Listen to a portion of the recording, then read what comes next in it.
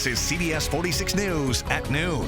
Getting results. Good afternoon, everyone. I'm Karen Greer. We're going to begin with breaking news right now. Longtime Georgia Senator Johnny Isakson is calling it quits, announcing his retirement just minutes ago, saying his last day will be December 31st of this year. Our Sally Sears is following this breaking news story and joins us from SunTrust Park in Cobb County. Sally, what are you learning?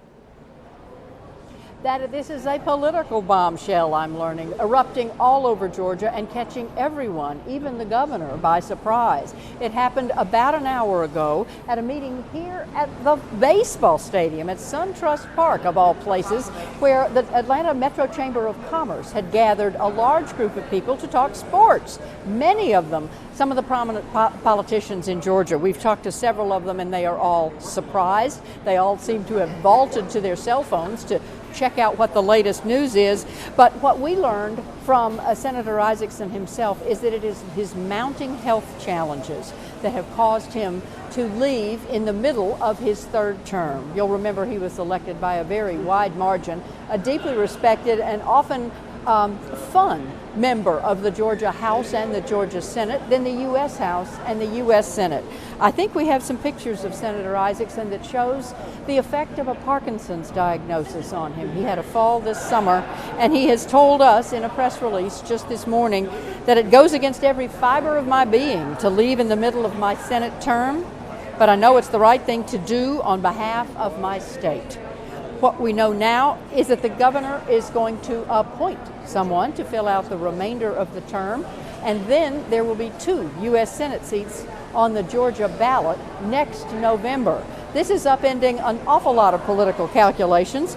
I've got a quote from Speaker David Ralston, the Speaker of the Georgia House, who worked with Senator Isakson for years. He says the loss will leave a void in Georgia beyond comprehension. A mentor, a role model, and a friend. And this might be the best. Johnny Isakson demonstrated that civility and reasonableness are virtues that will never go out of style. My family and I will continue to pray for Johnny, Diane, and the Isakson family. That comment from Speaker of the Georgia House, David Ralston from Blue Ridge, is an emblem of what many people are going to be saying over the next few weeks and months.